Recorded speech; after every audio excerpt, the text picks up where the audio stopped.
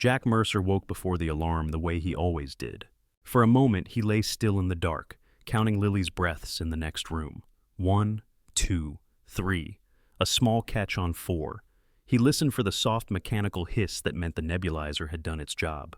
When it came, he exhaled quietly and rolled out of being to bed. The apartment was cold. Old radiators, old windows, old everything. Outside somewhere past the cracked blinds, the harbor cranes of Baltimore were just faint outlines against a bruised sky. Inside, the kitchen light flicked on with a tired buzz. Jack crossed to the counter. The battlefield was already laid out. Orange juice carton, plastic cup with a black marker line drawn 1 inch down, water pitcher, 3 orange pill bottles standing at attention, inhaler, a cheap digital timer with a crack across the display. He picked up the cup and poured juice to the marker, then topped it off with water. The precise ratio made the liquid a little pale, but he did not glance at it. He had done this hundreds of times. Full-strength juice sometimes triggered Lily's cough. Diluted juice did not. Pattern observed, pattern corrected. He turned to the bread. 2 slices in the toaster, eggs in the pan. The sizzle sounded louder in the quiet kitchen, followed by the soft scrape of his spatula. He moved like someone following a plan he had written himself down to the timing on each motion. 1 slice of processed American cheese tore neatly in half. He laid it over the eggs and waited until it melted through, not quite runny, not quite firm. He slid the eggs onto the plate. The toast popped up. He cut each slice into neat triangles. Lily did not trust squares. She had explained it to him once with the seriousness of a tiny diplomat. Triangles, she said, were for big kids. Squares were for babies. Circles were chaos. Triangles it was. He set the plate on the little dining table. The table had once been something else. The legs did not match the top. He had found it at a thrift store, then sanded and stained, until it almost looked intentional. 1 corner still wobbled if you leaned on it too hard. He heard a cough from the bedroom. Not the hollow, panicked one that meant trouble, but the rough morning sound of lungs figuring things out. Jack poured coffee into a chipped mug, took a swallow that was still too hot, and headed down the short hallway. Lily's room was a riot of color in a gray apartment. Drawings taped to the walls, stuffed animals lined up along a narrow bed, a small bookshelf that sagged in the middle. The nebulizer sat on a milk crate by the nightstand, tubing coiled like a sleeping snake. Lily was sitting up, hair sticking out in all directions, nose pink. Her pajamas had cartoon clouds on them. "Morning bug," Jack said. She squinted at him. "Is it school?" "Nope. Doctor day tomorrow. Practice breathing day today. Breakfast now." Her eyes moved to the inhaler on the nightstand. He watched her shoulders tighten, then relax. She reached for it with the careful hand of someone handling a weapon or a secret. 2 puffs, he reminded. "Slow in, slow out." "I know," she muttered, but there was no heat in it. She followed the rhythm he had drilled into her. Inhale, hold, exhale, tiny chest rising and falling. He stayed until her breaths evened out, then nodded toward the kitchen. At the table, Lily climbed into her chair and immediately leaned over a sheet of paper. A plane was already taking shape there in thick pencil lines. Big wings, big windows, mountains underneath jagged and dramatic. "Triangles," she announced. "Mountains are basically just triangles, right?" "Engineers might disagree with you," Jack said, "but sure." He put the plate down. She turned it so the toast formed a neat little peak on the edge. "See mountains," she said, satisfied. She took a bite, then looked up at him. Her eyes were a deep, serious brown that did not match her age. "Daddy," she said around a mouthful, "will the mountains in Colorado be bigger than the buildings downtown?" "Much bigger. Like really, like so big the buildings would get scared if they saw them." She giggled, then coughed again. It was a dry sound, short and sharp. Jack kept his face calm, but his hand tightened slightly around the back of her chair until the cough passed. "Are we going to see the snow on top?" she asked. "Maybe from the plane. Some peaks keep their snow even in summer." "That's weird," she said. "Snow should follow the rules. Mountains make their own rules." She chewed that over while she drew tiny stick figures in the plane windows. She labeled 1 me and 1 dad in crooked letters, then drew arrows to make sure there was no confusion. Her brow furrowed. "Daddy," she said, "what do heroes look like?" The question sounded casual, but he knew her well enough to hear the tension under it. He washed his mug in the sink to give himself a second. "Depends who you ask," he said finally. "Like in the movies, they have the cool suits, capes, masks." "In the movies, sure. What about real ones?" He dried his hands on a towel. "Real ones," he said, "mostly look like people waiting in line, people who get coffee, people who forget their umbrellas when it rains. She considered him with an unblinking stare. "Do they ever look like you?" she asked softly. He met her eyes. For a moment, something old and sharp moved behind his expression, then slid out of sight. "Sometimes," he said, "when they're lucky." She seemed satisfied with that. She went back to her drawing. He watched her shoulders, a slight hitch. She was getting tired. They had not even reached the hospital yet. On the counter beside the pill bottles, a cheap laptop waited.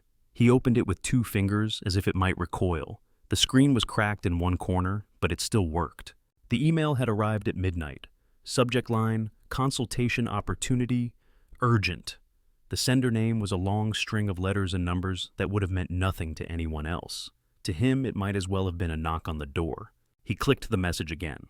A private defense contractor wanted him to review electronic warfare protocols at the Falcon Ridge Defense Summit in Colorado. 3 days of work, cash payment.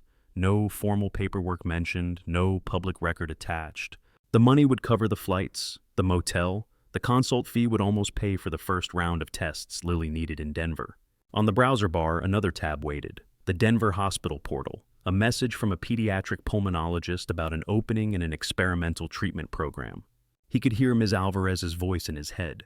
Their neighbor had been delighted about the idea of mountains and doctors. "You take her, Jack," she had said. "Kids should see something big while they are still small." He closed the laptop. His hand drifted to the top of the refrigerator, feeling for the envelope taped there. Inside was a credit card with a low limit and higher interest. He had written in black marker on the front, "Emergency only." Lily swung her legs under the chair, tiny heels thumping. "Are we really going to fly?" she asked. "Like in a real plane? Not just the kind on TV." "Yeah," he said. "In a real plane. What if the plane breaks?" "Planes are safer than cars," he said. "They check everything a bunch of times. There are rules." "Do they check if the wings are still there?" she asked. "Especially the wings." "Good. Wings wings seem important." He smiled and reached for her empty cup. In the living room, the old radio on the shelf crackled for a second, catching some distant station and losing it again. Just static. A thin line of sound here, then gone. Jack glanced toward it. His eyes went from the radio to the hallway closet. The closet door stuck a little when he opened it. Inside, jackets crowded each other, hangers bent. On the top shelf, an unmarked shoebox waited in the dust. He took it down carefully and set it on the bed in his room. For a moment, he just looked at it. Then he lifted the lid. Inside, among a folded patch that read "Phantom" and a few photos with edges cut off, lay a small device the size of his palm. Matte metal corners worn smooth, one tiny recessed button. The strap was frayed where it had once been attached to his wrist. He picked it up. It was heavier than it looked. Years ago, someone had ordered him to destroy it. Years ago, he had decided to ignore that order. A stupid, sentimental choice, he had told himself. Useless. The frequencies were dead. The network had moved on. The call signs had been reassigned. Ghosts did not get callbacks. He closed his hand around it, feeling the cool metal against his skin. From the other room, Lily started humming a song from a cartoon. The sound was thin but steady. She coughed once, lightly. He listened. The cough faded. He lowered the device back into the box, but he did not let go. His fingers tightened until his knuckles went white. Doctor in Denver. Money he did not quite have. A contract from people who still spoke his old language. A child whose lungs were losing ground. Jack set the device aside for a moment and reached up to peel the envelope from the top of the fridge. He slid it open and slid the credit card into his wallet. Emergency only, he thought. This counts. He looked toward the kitchen doorway. Lily was at the table again, erasing and redrawing the wings on the plane in her picture. Each time she redrew them, they got a little larger. He checked the time on the cracked digital timer. If he booked the flight before noon, they could be in Colorado by the following evening. "Hey, Bug," he called. "Yeah." "Finish your mountains. We have to pack tonight." "For real?" she asked, eyes wide. "For real." Her grin made the worn linoleum seem less tired, the walls less gray. She bent over her drawing with new energy, pencil scratching quick lines. Jack wiped his hands on a dish towel, then pulled the laptop toward him again. He opened the airline website and began to type. The ticket sat in Jack's email like a decision he could not take back. He printed them anyway. Paper felt safer. You could hold paper. You could stack it with other things that mattered. On the small counter next to the microwave, he laid out 3 neat piles, boarding passes, copies of Lily's medical records, and a folder with the hospital's information. Lily pressed her nose to the window. while he worked drawing smiley faces in the condensation. "Do planes have snack time?" she called. "They have snacks," he said, not sure about snack time. "Can I have pretzels, if they have them?" She turned from the glass. "What if I get hungry in the sky? You get hungry everywhere." She grinned. He slipped the fee folder into his backpack and checked the inhalers again. 2 in the carry-on, 1 in his jacket pocket. Prescription bottles lined up in a plastic bag.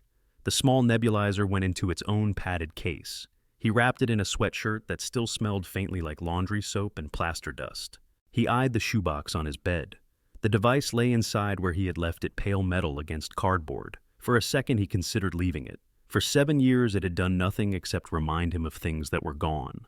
He picked it up and slid it into the hidden pocket sewn into the inside of his sleeve. Leaving it felt worse. By the time Ms. Alvarez knocked to say goodbye, the apartment looked like a place someone was only borrowing. Dishes washed, trash taken out, Lily's drawings straightened on the wall, the little cactus on the windowsill watered just enough. "You bring me back a picture of those mountains, eh?" Ms. Alvarez said, gathering Lily into a hug that smelled like flour and fabric softener.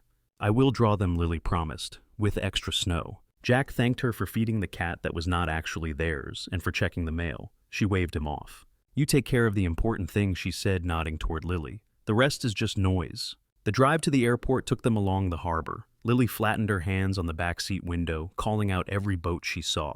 The taxi heater blew air that was only slightly warmer than outside. Jack kept his hands open on his knees the way he did in cars he did not drive. At Baltimore-Washington Airport, the automatic doors breathed them in with a gust of heated air and the smell of coffee and disinfectant. Lights buzzed overhead. Announcements echoed off high ceilings. Lily's steps slowed as she took it all in. People moved in streams around them, rolling suitcases, hoisting backpacks, tapping phones. Somewhere a child cried. Somewhere else a barista called out a name no one answered. Jack shifted the backpack on his shoulder and took Lily's hand. "Stay with me," he said. "I am staying," she said. "You are tall. It is hard to lose you." Security was a familiar pattern for him. Shoes off, laptop out, liquids in a bag. He watched the line counting guards scanning exits. The habit did not make him anxious. It sat in him like the shape of his spine. Lily placed her stuffed rabbit in a plastic bin with great ceremony. "He needs to go through the machine so he can be safe too," she informed the TSA agent. The woman smiled. "He will be the safest rabbit here." On the other side of the scanner, Lily watched the bags emerge from the dark tunnel. "What if he likes it in there?" she asked. "Then he has strange taste," Jack said. Their gate was at the end of a long concourse. Floor-to-ceiling windows looked out onto the tarmac, where planes taxied and paused. Lily pressed her hands to the glass again. "That one is ours," she asked, pointing at a plane with a blue tail. "Not that one. This one, we will know when they tell us." She frowned as if the lack of certainty offended her. Jack checked the departures board. Flight to Denver on time, gate number matching their passes. There was still nearly an hour before boarding. He settled Lily in a row of chairs and dug out a pack of crayons. She spread her paper on her knees and began a new plane, this one bigger than the last. He watched the way her shoulders rose and fell. Each breath a small, measured act. A deep inhale made a faint whistle in her chest. He nudged her water bottle toward her. She took the hint and drank. Across the country, another alarm was going off. Not the blaring siren kind. Aurora Kane did not tolerate those in her penthouse. Her alarms were discreet. Gentle chimes, notification banners, a soft vibration on the nightstand. The first alert of the morning glowed on the edge of her vision as the blinds slid up, revealing San Francisco, laid out in silver and blue.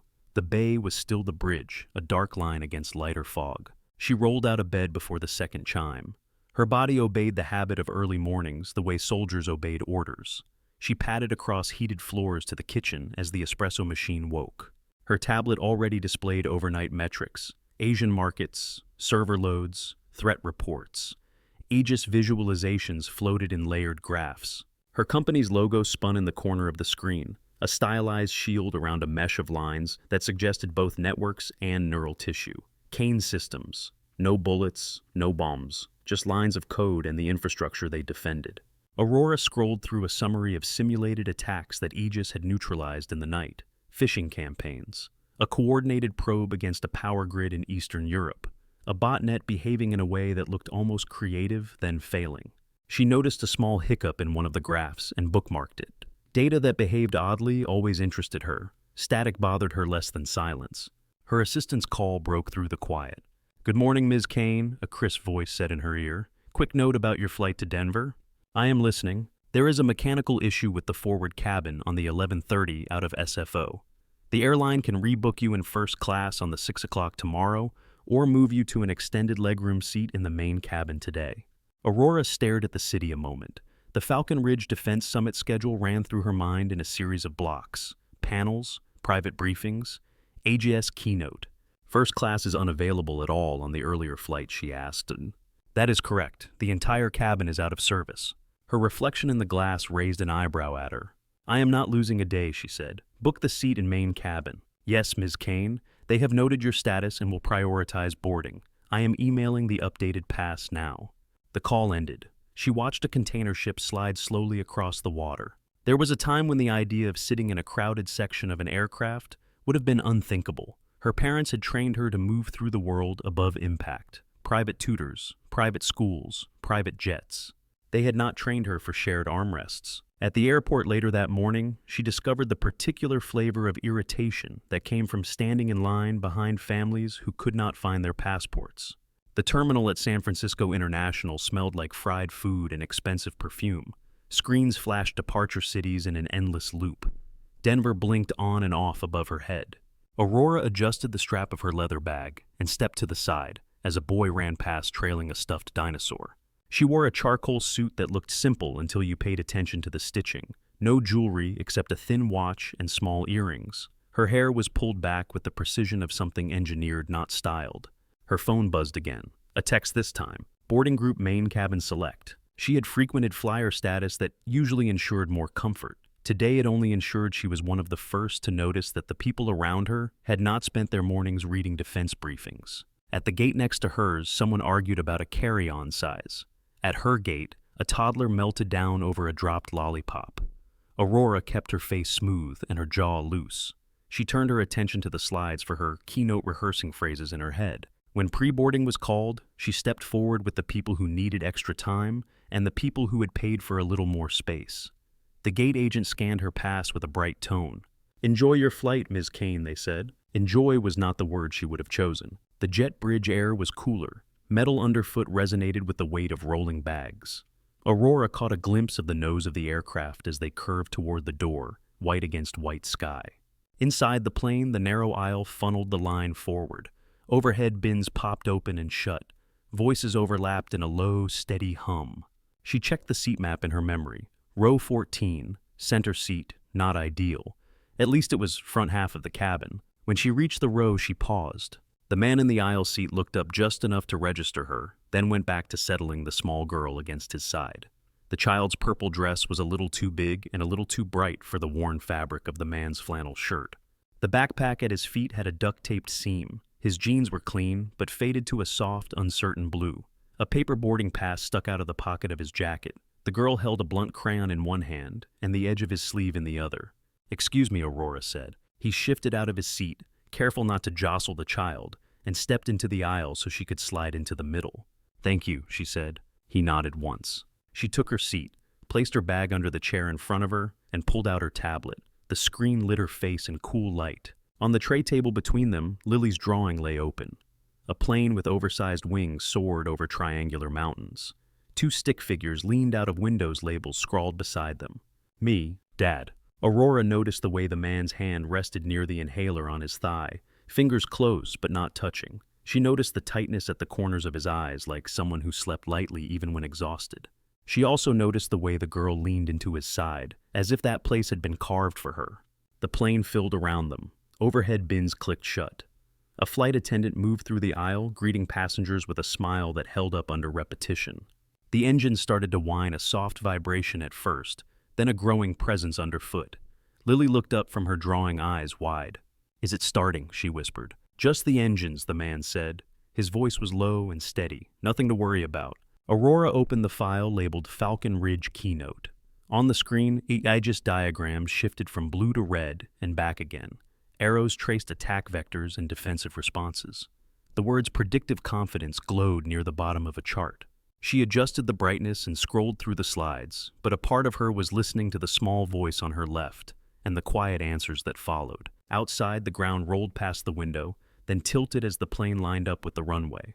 Jack curled his arm a little more firmly around Lily's shoulders. He felt the device inside his sleeve cold against his skin. As the engine surged and the plane began to move, he closed his eyes for a breath and counted. 1, 2, 3. The plane pressed them back into their seats as it gathered speed. Lily's hand found Jack's and clamped down. Her fingernails dug into his skin. He did not pull away. Out at the oval window, the runway lights blurred into streaks. The engines roared. The cabin rattled just enough to remind everyone that gravity did not enjoy being ignored. Jack watched the tilt of the world as the nose lifted. The ground fell away. The city flattened into a map of streets and roofs and glints of water. For a second, Lily's breath hitched, trapped between fear and awe. Then they were climbing through a layer of cloud. White swallowed everything. The cabin lights glowed warm in the muffled gray. "You are doing good," Jack said quietly. "I feel funny," Lily whispered. "Funny, like a roller coaster, or funny like you cannot breathe." "Roller coaster," she said. "That is the good kind of funny." The seatbelt signs stayed on as they reached initial altitude. The flight attendants did their first walk-through, checking for loose straps, raised trays, bags not fully under seats. One paused beside their row and smiled at Lily. "First time flying?" she asked. Lily nodded. "You picked a good day for it," the attendant said. "Nice and smooth." She moved on. Aurora kept her eyes on her tablet, though she had not flipped to the next slide in several minutes. She was aware of the shift in pressure, the way her ears felt full, the subtle ache in her forehead. She looked past Jack at the window. They had broken through the cloud layer. Outside, the world had become an ocean of white. The tops of the clouds were bright and uneven, like someone had crumpled a sheet of paper and left it floating. "It looks like spilled whipped cream," Lily said. Jack turned his head. "That is one way to describe it." "What do you think it looks like?" she asked Aurora. Aurora hesitated. Lily was looking across Jack at her, as if this were a question on a test. "Like snow," Aurora said. "Snow that forgot it was supposed to fall." Lily giggled. "Daddy said that too." "Smart man," Aurora said. Jack did not comment. He was watching the aisle, waiting for the small light above them to flick off so he could let Lily shift into a better position. When the ding sounded and the seatbelt sign went out, he loosened his grip on the armrest and helped Lily curl sideways. She tucked her feet under her and rested her head against his chest. "Tell me a story," she murmured. "About what?" "About the mountains," she said, eyes already half closed. He began to talk, voice low. He described the Rockies as if they were old friends, tall, cragged, patient. He told her about snow that stayed when other snow melted, about trees that clung to impossible slopes, about air that felt thinner and somehow clearer.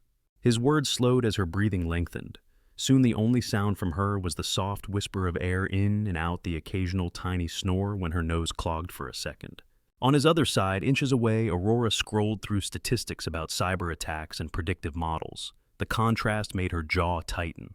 He held a living system that could fail from one bad cold. She held a digital one that claimed it could not fail at all. Time stretched. The cabin settled into that suspended feeling of cruise altitude. A baby cried in the back for a while, then quieted. The smell of reheated food drifted from the galley. Jack looked at his watch. The numbers told him nothing he did not already know. They also told him something else. He flexed his left wrist. The fabric of his sleeve brushed against the device strapped to the inside. Hidden in the pocket he had sewn long ago, it had warmed against his skin, picking up his body heat, existing as weight more than object.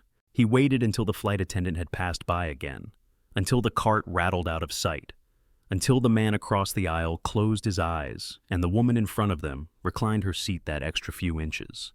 Then he slipped his fingers under the cuff. The tiny button was exactly where it had always been. His thumb settled on it like a key finding its lock. He did not need to push it. No one had asked him to. There was no guarantee anything on the other end would even listen. He pushed it anyway. A soft vibration against his skin like a heartbeat out of rhythm. No beep, no light. The device did not demand notice. Outside the airplane, invisible pulses of energy reached far beyond the metal tube and its rows of passengers. The signal spread, then narrowed itself through channels it had once used like familiar streets. It reached for nodes that might no longer exist. Far away, deep under another mountain, an array of receivers still listened for that particular pattern.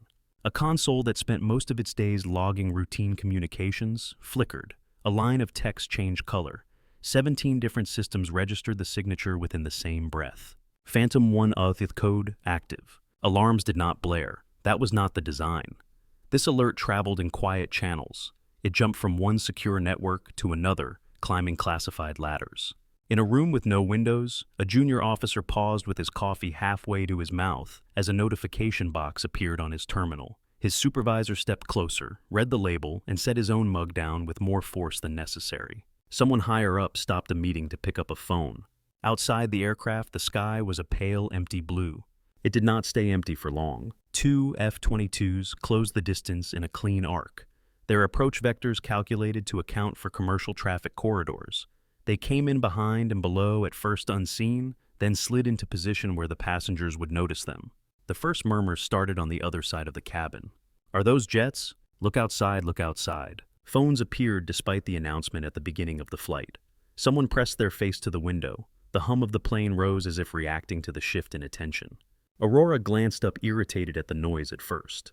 Then the voice behind her said loudly, "That is the Air Force," and she followed his pointing hand. The F-22 on their side was close enough to see the pilot's helmet behind the reflective canopy. Its gray skin caught the light in flat planes. It held position so perfectly it looked glued to the sky. Lily stirred against Jack's chest. "What is happening?" she mumbled. "Just some company," he said. "You see that?" a man across the aisle said. "We must be someone important." Aurora frowned. This was not in any flight plan she had ever reviewed. A chime sounded overhead. The captain's voice came through the speakers, slightly distorted.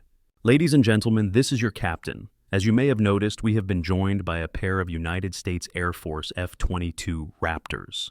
The excited talking grew louder. "This is not a routine procedure," the captain continued. "We have been informed that this is a special recognition for a distinguished member of our armed forces traveling with us today. There is no cause for concern." The words hung in the air. A distinguished member. No name given. Faces turned, searching. Aurora looked around, curiosity pricking at her. She expected to see a uniform, a dress jacket, some sign. There was none. The man beside her had not moved. His eyes were on the window, but his body remained still, careful of the sleeping child against him. His hand had tightened slightly on her shoulder. He was counting under his breath. She could see his lips moving. 90 seconds, though she did not know that. Long enough for both Raptors to hold formation, their presence a visible acknowledgement. Then, as precisely as they had arrived, the jets peeled away. One tipped its wing in a small arc, the other followed. They angled off and climbed, vanishing back into the higher blue. The cabin filled with the sound of clapping. Someone whistled. People began speculating in low voices. Must be a general. Maybe some kind of medal ceremony. Probably up front, first class. Aurora found herself studying Jack without the polite filter she used for most strangers. His flannel shirt had a missing button near the cuff. The stubble on his jaw was a little too long for office work, but too tidy to be neglect. There were faint white lines on his knuckles, pale scars that spoke of old breaks. His gaze met hers for a heartbeat. "That was unusual," she said. "The Air Force likes to be dramatic," he replied. "You sound like you know." "Everyone knows someone who served," he said. It was an answer that was not an answer. Lily snuffled and shifted. His attention dropped immediately to her face, checking color, checking breath. Aurora recognized the sharp focus. She had seen it in bodyguards and security staff, people whose job was to anticipate harm seconds before it arrived. Only this did not look like a job. The rest of the flight felt slightly off balance, like a conversation that had started but not finished. People kept glancing at the aisle as if someone in camouflage might appear at any moment. When the captain announced their descent into Denver, Jack gently woke Lily. "Look out there," he said as the plane tilted. "You wanted mountains." Clouds fell away to reveal them. They rose in layers, blue and gray and white. The Rockies caught the afternoon light along their ridges. Snow clung to some peaks in bright streaks. There were no buildings near them, nothing tall enough to compete. Lily pressed her forehead to the window. "They are bigger than downtown," she breathed. "Told you," Jack said. Aurora watched her, then let her eyes follow the line of rock out to the horizon. Her world usually existed in glass towers and conference rooms. The raw scale of stone out there made those towers feel smaller. The plane leveled, then lowered again. Suburbs appeared, then roads, then the clear geometry of runways. Touchdown came with a firm bump and the squeal of tires. Reverse thrust pulsed through the cabin. People clapped again, though, for a more ordinary reason now. As they taxied, the jet that had flown alongside was nowhere to be seen.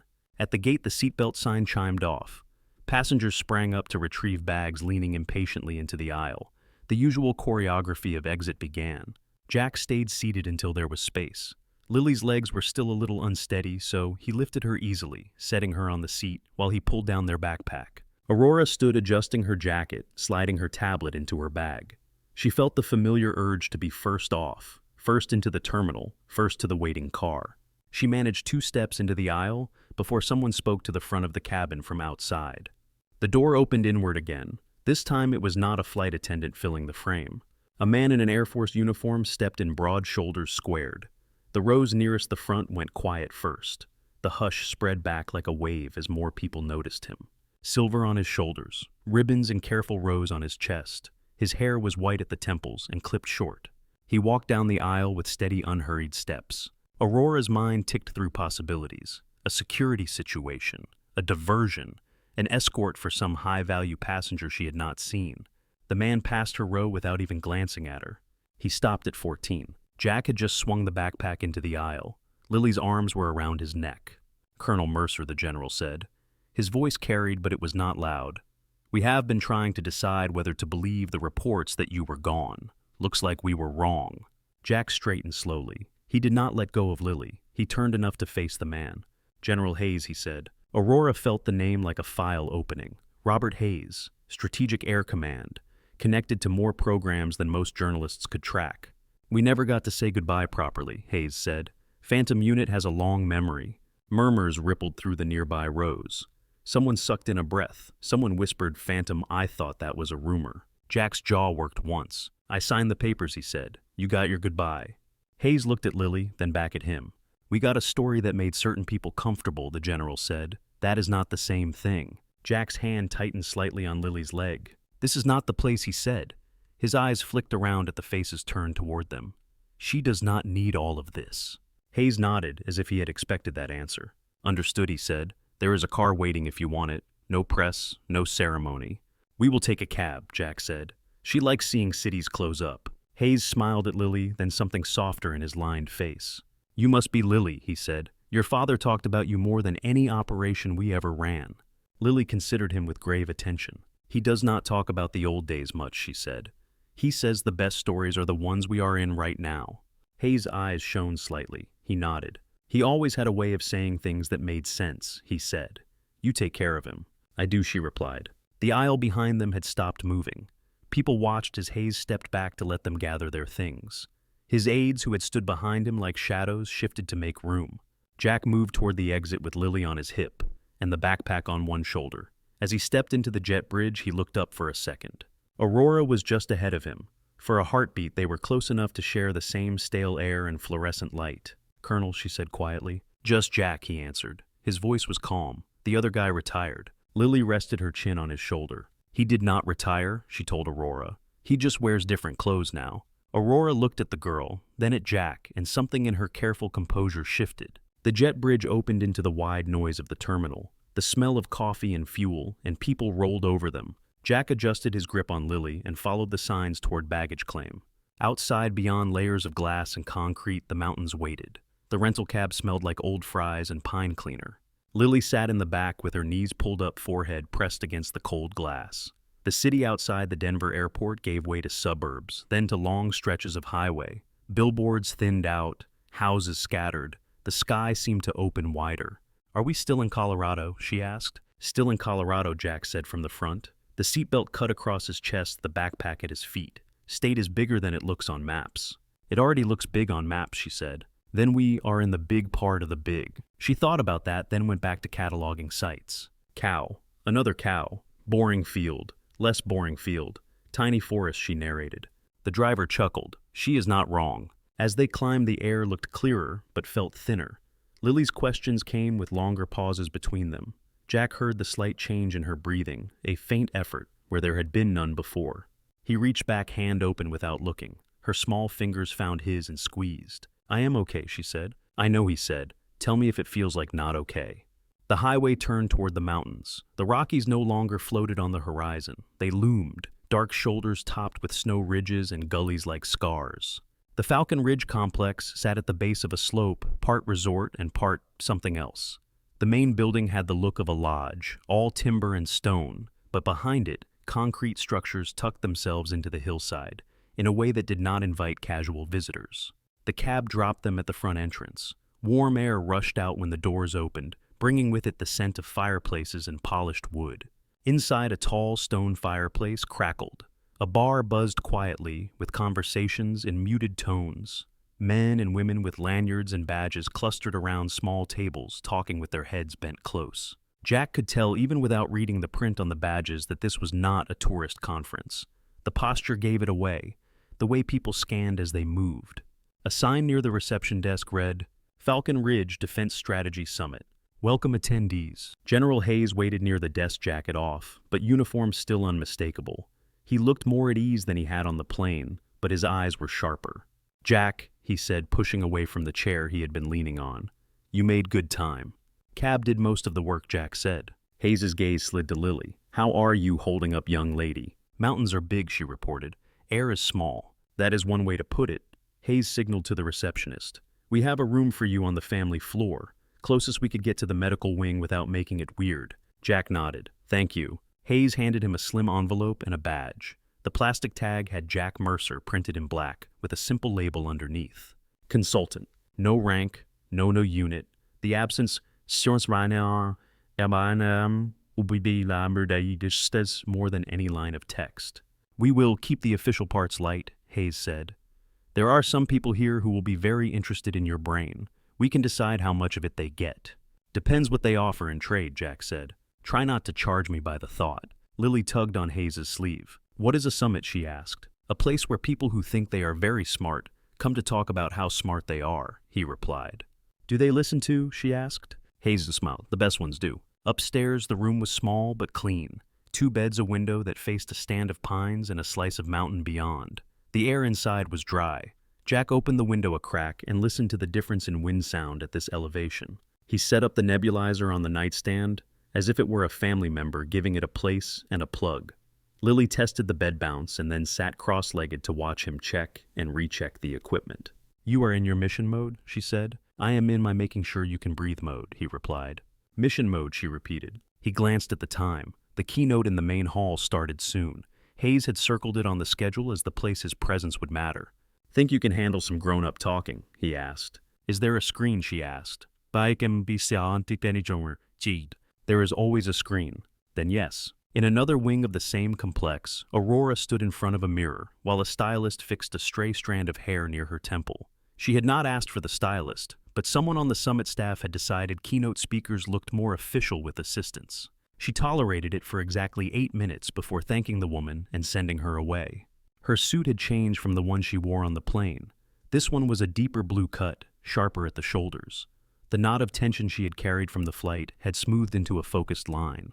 On the desk behind her, her notes glowed on a tablet, bullet points about threat landscapes and attack surfaces, aegis diagrams, phrases she had tested out loud until they landed with the right weight. Her phone buzzed with a heads-up from the organizer. Main hall filling up. She closed her eyes briefly, then opened them again and left the room. The auditorium at Falcon Ridge had the bones of a theater and the nerves of a command center. Rows of seats sloped toward a wide stage. Screens lined the walls. The ceiling hid enough speakers to make a whisper sound like a thought heard inside your own head. Aurora stood behind the curtain, while a general she did not know well introduced her. His words floated through the cloth. "Cutting edge," he was saying. "Transformative. A system that represents the next phase of our defensive posture in cyberspace." She stepped onto the stage when cued. The lights caught her bright enough that the first row dissolved into shapes rather than faces. "Good afternoon," she said. Her voice sounded lower than she expected, but steady. She moved through the opening formalities with practiced ease, letting the rhythm of data and argument guide her. On the main screen behind her, a modeled map of the globe lit up with points of attempted intrusion. "Every connection is a door," she said. "Every door is a potential entry point. For years, our approach has been reaction. We built better locks, then waited to see who knocked." She tapped her remote. The map shifted. Patterns of movement emerged, color-coded arcs describing behavior. "Aegis does not wait," she continued. "It observes, learns, and predicts. It recognizes adversarial signatures before they test our perimeters." In the audience, Lily sat nestled against Jack's side, eyes wide. She did not understand most of the words, but the moving colors on the screen held her attention. The air in the hall felt heavier to her. Jack noted the faint flush in her cheeks.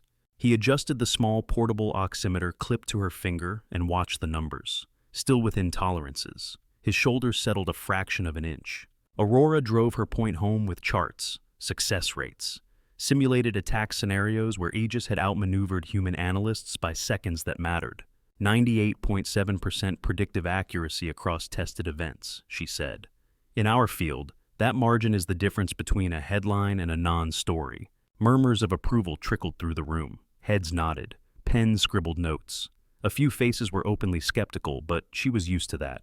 When she finished, the applause came quick and loud, not polite, engaged. "Thank you," she said. "I am happy to take questions." Hands went up. She fielded a few easy ones first. "What about integration costs? How does this change existing protocols?" She answered with figures and references, the comfortable language of budgets and implementation timelines. In the middle of the third row, General Hayes watched, giving nothing away. At the back of the hall, Jack lifted his hand. It took a moment for the moderator to notice him. When he did, his gaze flicked to Hayes, who gave a small nod. "Yes, sir," in the back, the moderator said. A microphone moved toward Jack. Lily tugged at his sleeve, curious. Jack stood, badge hanging against his chest. The consultant label looked thin in this room. He took the microphone and spoke without raising his voice much. The hall was wired to carry sound. "Impressive system," he said. "One question. Your models rely on historical adversarial behavior as training data, correct?" Aurora, still on the stage, adjusted her stance slightly. "Yes," she said. "We feed Aegis every instance of hostile activity we can collect. It learns to recognize those patterns and extrapolate." "And if the adversary knows you are doing exactly that?" Jack asked. A few people shifted in their seats. The question settled over the room. Aurora felt a familiar flicker of irritation. She hid it. "Adversaries always adapt once they realize their tactics have been understood," she said. "That is built into the model." "I am not talking about adapting after," Jack said. "I am talking about designing entire campaigns from the beginning with your system in mind, giving it exactly the kind of behavior it wants to learn." He moved a few steps down the aisle as he spoke, not enough to be theatrical, just enough that the distance between them changed. "Suppose I run 6 months of traffic that looks hostile enough to be interesting, but is structurally consistent and always ends in a certain outcome. No actual damage, just noise that fits within your risk tolerance. Your AI drinks that in. It builds an internal picture of what my aggression looks like." Aurora narrowed her eyes. "That is a risk with any learning model, Colonel," Jack Mercer Hayes said from the front, cutting in. His voice carried easily. "Former commander of Phantom Unit." The name Phantom moved through the audience like a current. Aurora took that in, then looked back at Jack. "All right," she said. "Mr. Mercer, what is your concern exactly?" He did not look offended by the shift in title. "You are teaching your system to trust patterns. It has seen the most," he said. "If I control what it sees for long enough, I can teach it to trust the wrong thing. When I finally launch a real attack, it will not look like your training set. Your AI will downrank it because it does not fit what it thinks hostility looks like." He let the idea sit a moment. "In my previous line of work, we called it poisoning the well," he said. "Give the enemy's sensors something so perfectly dramatic that they stop noticing the quiet parts." On the stage, Aurora felt the ground of her confidence shift. Not collapse, but tilt. The scenario he described was not something her team had ignored, but hearing it framed that way from that mouth in that room made it more vivid. "Aegis has anomaly detection baked in," she said. "It flags deviations from expected behavior." "Expected based on past behavior," Jack said. "But if your past is my design, your expectation is my trap." One of the admirals in the front row leaned forward. "You are suggesting the core learning paradigm is vulnerable," he said, across the board. "I am saying any system that learns from an adversary is by definition susceptible to adversary manipulation," Jack replied. "Her tech is remarkable. It just needs a paranoid friend watching over its shoulder." Aurora's tongue moved faster than her mind for once. "What would that look like?" she asked. "A separate layer," he said. "One that assumes the primary model is compromised. It does not ask what the data says. It asks what the data is trying too hard to say." A murmur of interest rippled through the rows of engineers and analysts. Hayes stood up. "I think that is a conversation for a more secure room," he said. "Ms. Kane, Mr. Mercer, if you are both willing, I would like to continue this downstairs." Aurora glanced at the faces watching her, then at Jack, who had one hand on Lily's shoulder. "I am willing," she said. Jack hesitated for half a second, then nodded. Lily looked up at him. "Are we going under the mountain now?" she whispered. "Looks like it," he answered softly. He handed the microphone back and sat feeling the familiar pull of gravity when old work reached out to claim him again. The elevator hummed quietly as it moved lights above the doors, ticking from lobby to one, then skipping numbers until only a red B glowed. Lily squeezed Jack's hand. "Feels like going to the Batcave," she said. "Less bats," Jack replied. "More computers." "I like bats," she said. "They are like mice that learn to be better." The elevator slowed. Before the doors opened, they felt the change in air. Cooler, drier, a faint tang of metal and recycled oxygen. When the door slid apart, a woman in a simple navy dress and sensible shoes waited with General Hayes. Her hair was silver and tied back. There was flour on one sleeve, as if she had left a kitchen in a hurry. "Jack, this is Margaret," Hayes said. His voice softened. "My better half." Margaret gave Jack a nod, then bent a little to meet Lily's eyes. "And you must be Lily," she said. "I heard you like dogs and dislike boring grown-up meetings." "I like some boring meetings," Lily said, "if there are screens." Margaret smiled. "We have screens upstairs, and dogs in the yard, and cookies that just came out of the oven. You think you can help me decide which dog gets which treat?" Lily glanced at Jack for confirmation. "It is okay," he said. "You go with Mrs. Hayes. Stay where she can see you. Use your inhaler if you need it." "I know," Lily said. She slipped her hand into Margaret's with the easy trust she reserved for people Jack did not worry about. The two of them walked toward another elevator, Hayes watching until the doors closed behind them. "Thank you," Jack said. "You can give her back by dinner," Hayes replied. Then his focus shifted. "This way." They walked down a corridor lined with doors that had no labels, only keypads and card readers. The walls were a gray that was neither warm nor cold. The floor did not squeak or echo. Halfway down, Hayes stopped at a door with a heavier frame than the others. He scanned his badge, then his palm. The lock clicked. "After you," he said to Aurora. The room beyond was larger than Jack expected, though his expectations had adjusted in places like this before. Rows of workstations faced a curved wall of screens. In the center, a cluster of desks formed a loose circle, wires like vines connecting them all. Aurora's team was already there. Some stood, some sat hunched over keyboards. A few had the wild-eyed look of people who had slept in shifts around a problem. On the main screen, a visual representation of edges pulsed in lines and nodes. Another screen held what looked like its twin, though the colors were different. Ms. Kane, one of the engineers, said relief and tension colliding in his tone. "We integrated the secondary model like we discussed. It is functional, but it is not contradicting the primary. It is just echoing it with slightly different confidence values."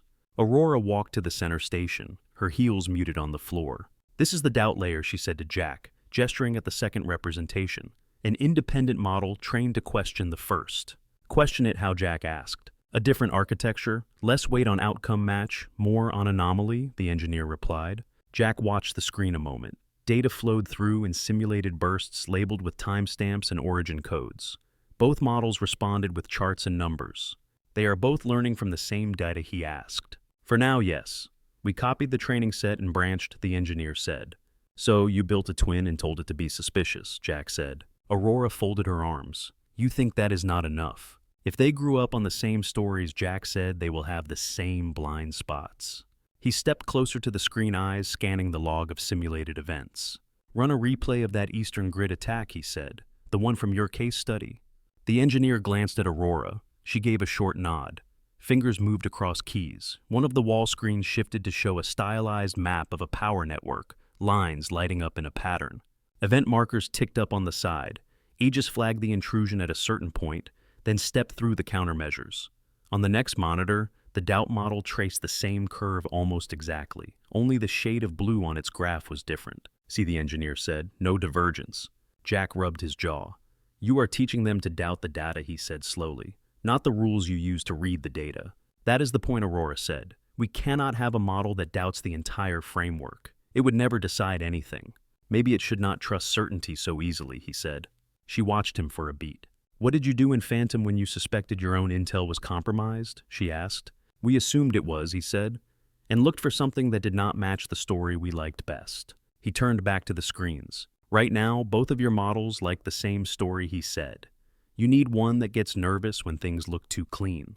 An engineer with a beard and a mug that read "Code or Die" frowned. "Too clean, how?" he asked. "Noise reduction is half the game." "Reality is messy," Jack said.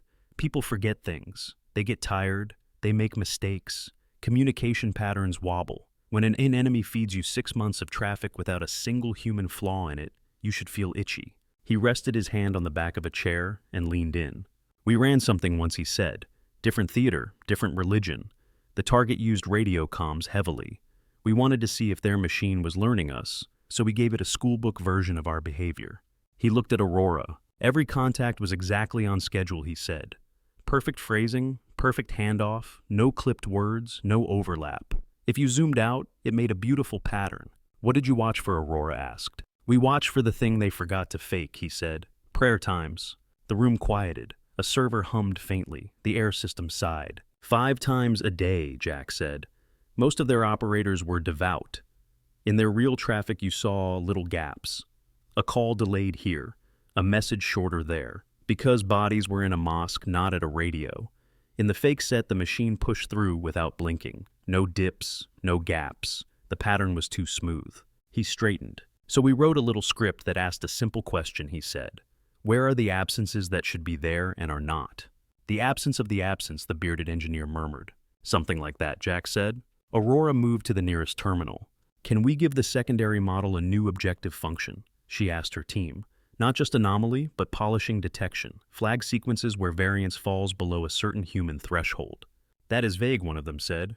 "Start with signal entropy," she replied. "If the pattern smooths out beyond what real systems display over long periods, I want it marked. Cross-reference with any known human routines in the region." "You will get a lot of noise," he warned. "We can tune," she said. The bearded engineer's fingers were already flying. "We can also seed it with some of your phantom data, if any of that is cleared," he said. "It is not," Hayes said from his seat by the door. Jack gave a small half-smile. "We can fake our own fakes," he said. "Build a set of traffic that is deliberately perfect and see if the model learns to call us out on it." Aurora nodded once. "Do it," she said. They worked in a tight cluster around the central station. Lines of code filled the screens. Words like entropy and variance and noise threshold appeared and disappeared in rapid succession. Jack did not touch the keyboard. He watched. Occasionally he pointed at a line. "If you teach it that every spike is bad," he said, "you are too broad. It has to learn that some spikes mean late trains and some spikes mean explosions." "You are very picky for someone not doing the typing," the engineer muttered, not unkindly. Jack shrugged. "You invited me to be paranoid," he said. Aurora moved around the room, checking each station. Where a normal executive might hover, she engaged. A correction here, a suggestion there. Her mind mapped structures while theirs handled syntax. Finally, the bearded engineer leaned back. "All right," he said. "Secondary model has a subroutine that monitors pattern smoothness over time and correlates it with expected human irregularity, given a few basic assumptions about whoever lives on the other end." "Run the old grid attack first," Aurora said. The map reappeared on the main screen. The Aegis primary model traced its familiar path. The doubt layer stayed mostly quiet. A few minor warnings, no major flags. "Now feed it something synthetic," Jack said. "Make it beautiful." They did. The second simulation showed a flurry of hostile pings and responses, each one exactly within parameters. No late packets, no dropped signals, no jitter. To the primary Aegis model, it looked like a textbook case. It flagged the attack's suggested countermeasures and ended with a satisfied, neutralized label. On the secondary display, something changed. A thin red line appeared on the edge of the graph. "Talk to me," Aurora said. The engineer called up the explanatory panel. "Doubt model reports low entropy over a prolonged period compared to expected human traffic," he said. "Summary pattern too consistent to be organic. High probability of deliberate curation." Translated, Jack said it thinks it is being fed. A slow smile touched Aurora's mouth. Not the polite kind she used on panels. Something smaller, almost private. "Good," she said. The bearded engineer clicked a few more keys. "We can test against real logs too," he said. "See how often it barks at legitimate data." "It will bark at some," Jack said. "That is the point. You want something in the room that complains when everyone else is nodding." Behind him, Hayes chuckled quietly. "In all the briefings I went through about Phantom," he said, "no one mentioned you had a poetic streak." Jack ignored that. "One more thing," he said to Aurora. "You need to be careful about how sure you sound when you talk about this in rooms like the one upstairs." "You think I sounded too sure," she said. "I think machines that are too sure are dangerous," he said. "Same goes for the people who build them." For a heartbeat, they simply looked at each other. Screens glowed around them in cool colors. The hum of servers made a low chorus. Aurora broke the line of sight first. "Noted," she said. Above them, beyond concrete and rock, the summit continued. People argued, drank coffee, checked their phones. Down here in the quiet belly of the mountain, a new layer of skepticism had taken its first breath. By the time they came up from the lab, the mountain had changed color. Late afternoon light leaned in through the lobby windows, turning the stone fireplace gold. The air smelled like wood smoke and coffee. People from the summit milled around with drinks in hand, badges swaying on lanyards. Lily barreled into Jack before he had cleared the last stair. "Daddy," she said, breathy with excitement, "they have 2 dogs and one of them snores louder than you." Margaret Hayes followed at a slower pace, a smudge of flour on her cheek and a satisfied look in her eyes. She supervised cookie distribution, Margaret said. It was a very serious mission. Lily opened her palm. A few crumbs clung to her skin. She licked one off with exaggerated care. "I had to taste test," she said, "for safety." Jack rested a hand on her head, feeling the warmth there. "Breathing?" he asked quietly. She nodded. "Good. Just thin air, but I told it who was boss." Margaret looked toward Aurora, who had paused a few steps behind Jack. "You must be Ms. Kane," Margaret said. "Thank you for keeping my husband occupied with something that is not golf." Aurora smiled, the expression easing her face. "He is good at keeping people occupied, too." Hayes clapped Jack on the shoulder. "You two did something important down there," he said. "You should eat something that is not vending machine food."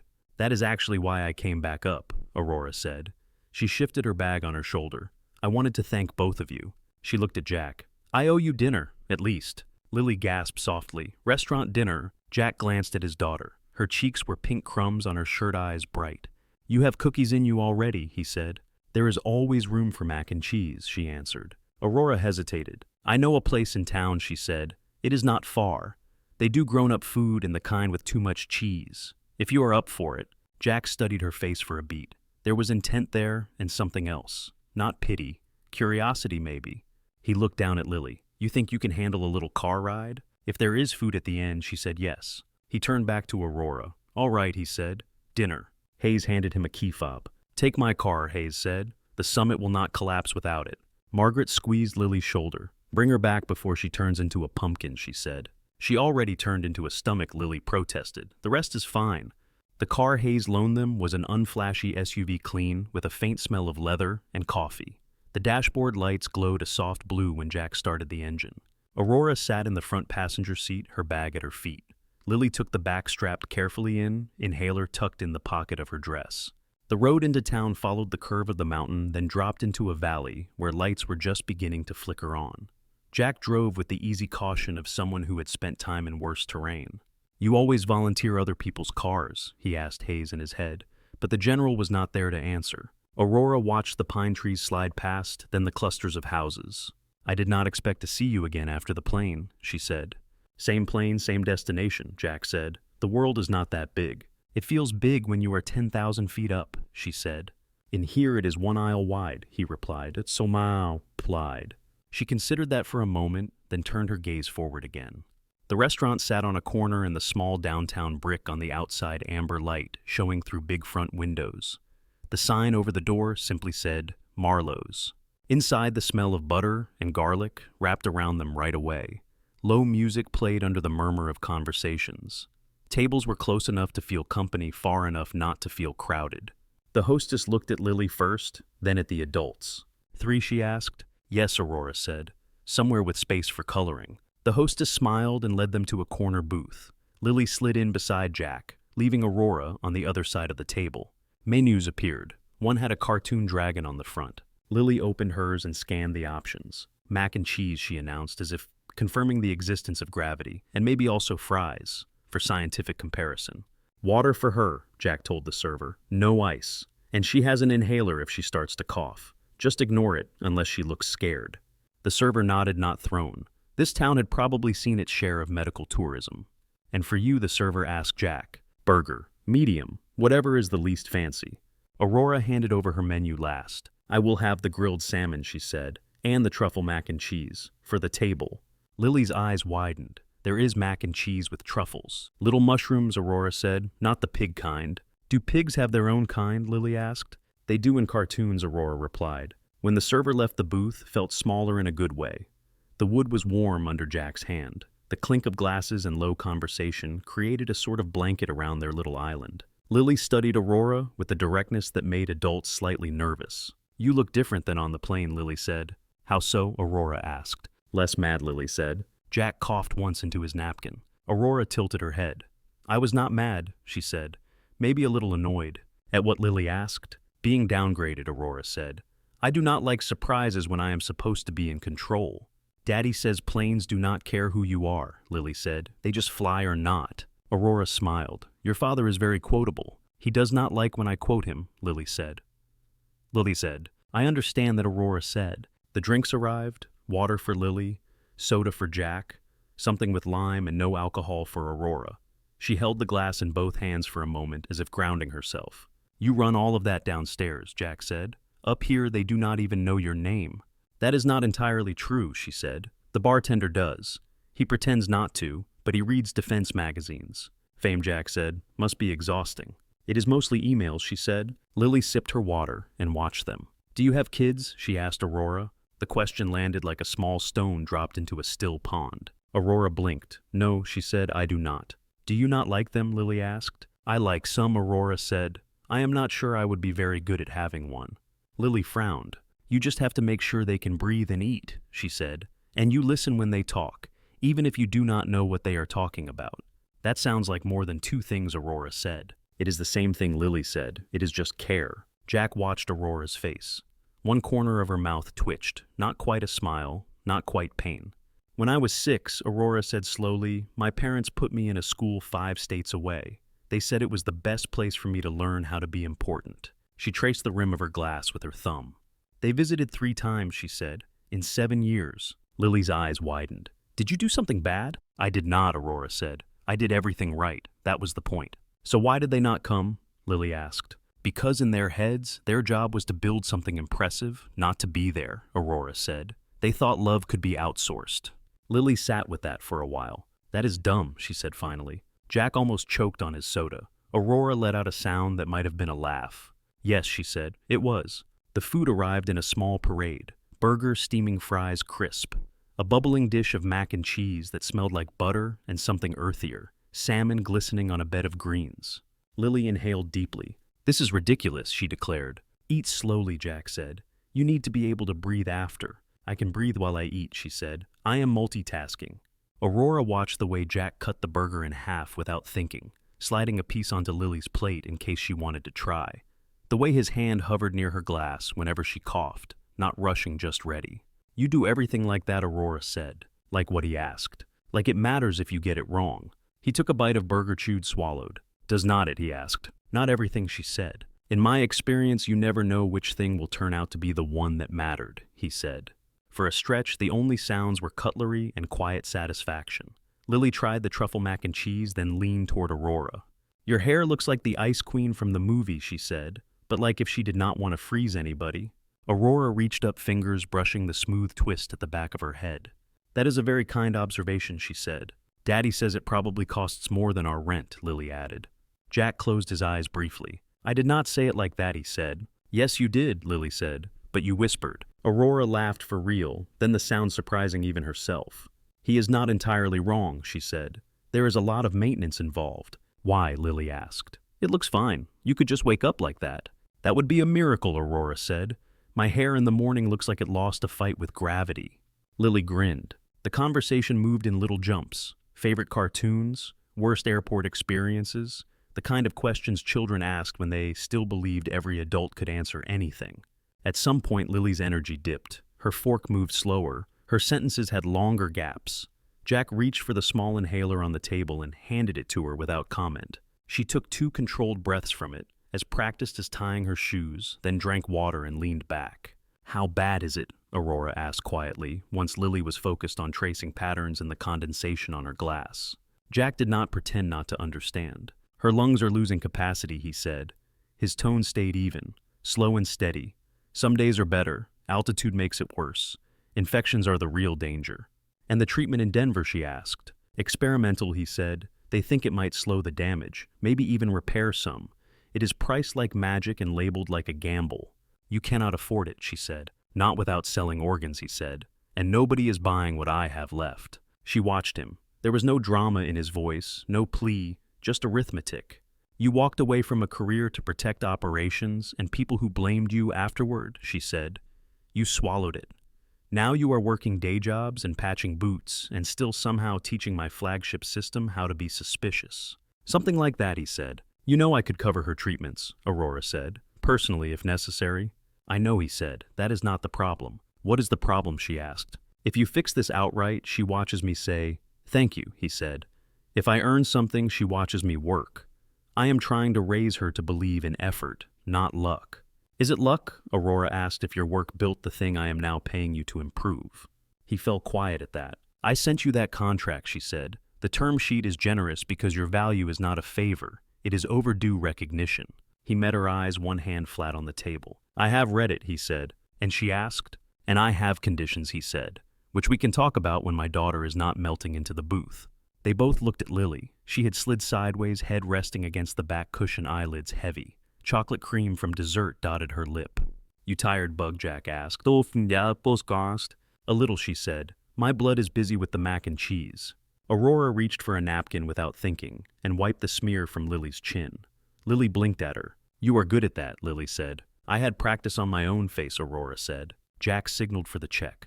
Aurora reached for her wallet at the same time he did. He shook his head. You invited, he said. You pay. That is not how it usually works, she said. I am not usually the kind of man someone like you invites to dinner, he said. She studied him a moment, then gave a small nod and set her card down. Outside, the night had settled in. The air was cold enough to bite. Stars showed faintly above the glow of town. Lily walked out between them, one hand in each of theirs, scarf pulled up over her mouth. Her breaths hung for a second in the light from the restaurant window before fading into the dark. The contract arrived 2 days after they returned to Baltimore. It came in a thick envelope that did not match the rest of the mail. No past due stamp, no glossy advertisement, just his name printed cleanly and a small, discreet logo in the corner. Kane Systems. Jack turned it over in his hands once before opening it at the kitchen table. Lily sat across from him, drawing clouds that looked like blobs and labeling them anyway. Inside, the paper was heavier than it needed to be. There were multiple pages clipped together and a shorter letter on top in handwriting that did not belong to any assistant. Jack, this is not charity. This is overdue interest on value the world miscalculated. Consider this a starting point. Aurora. He set the note aside and read the first page, then the second. Senior Strategic Advisor, Systems Integrity, and Adversarial Modeling.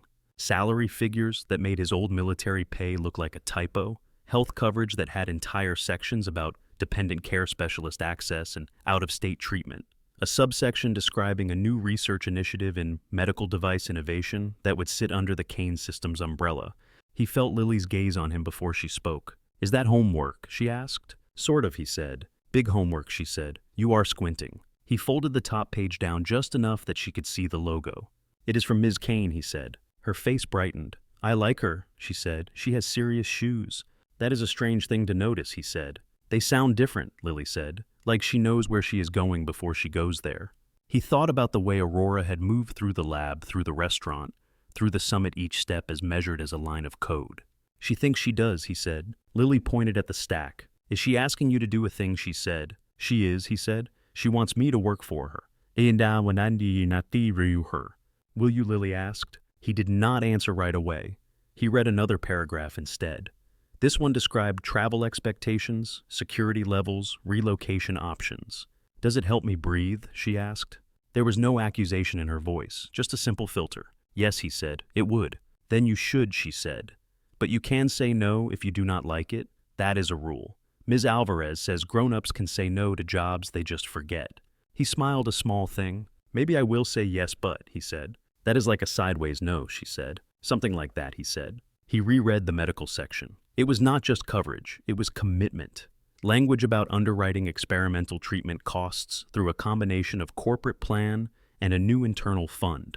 The idea of someone else using company money on his daughter's lungs made his shoulders tense and loosen both at once. You are making your thinking face, Lily said. I am going to draw while you think. He let her. The next day he was on a plane again, this time alone. Ms. Alvarez stayed with Lily, armed with a list of medication times and numbers to call that Jack had written out twice. San Francisco greeted him with cold light and the smell of salt.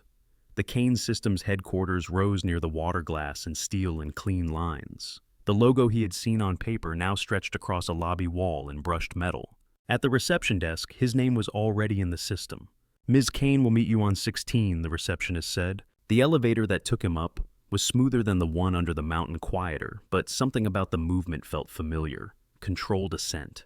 Aurora waited at the end of a short hallway lined with framed patents and satellite images. Her suit today was softer still, precise but less armored. She held no tablet, no phone, her hands were empty. Jack, she said, thank you for coming. Your email suggested it was worth the trip, he said. I hope it is, she said. They went into a conference room with a view of the bay. The table was too big for 2 people, but the chairs were comfortable and the light was good. A folder with a copy of the contract lay at one end. He sat. She sat opposite, not at the head. You read it, she said. I did, he said. And it is generous, he said. Because it reflects what you bring, she said. Or because you are used to winning bidding wars, he said. Her mouth twitched. Both can be true, she said. You said you had conditions. I do, he said. He rested his hands on the table, palms down. First, he said, I stay off press. No announcements with my name. No ghost of phantom paraded for shareholders. Internally, call me whatever you like. Externally, I am nobody. Done, she said without pause. We can list the role without the name. The people who need to know will. Second, he said, Lily comes before everything. If she needs me, I walk out of whatever room I am in. No penalties, no performance review language about commitment. Agreed, she said. We will put it in writing. We can also set her up with a primary care team here and in Denver, so there is continuity. Third, he said, I want access to your lab resources off hours. The medical side. Prototype tools, data analytics. I am not a doctor, but I know how to push systems. I want to push at what is hurting her. Aurora leaned back slightly. You want to build your own fix, she said. I want to understand what people tell me is impossible, he said. She looked out at the water for a second, then back at him. I was going to suggest something similar, she said. We created a medical technology division on paper this week. It needs a head. Someone who can think like an adversary, but this time the enemy is bad code in a human body. Not what I asked, he said. It is what you deserve, she said. He shook his head once. I am not chasing titles anymore, he said. I am chasing time. Titles are just keys to certain rooms, she said. You want all the rooms that might help her. Let me hand you the keys.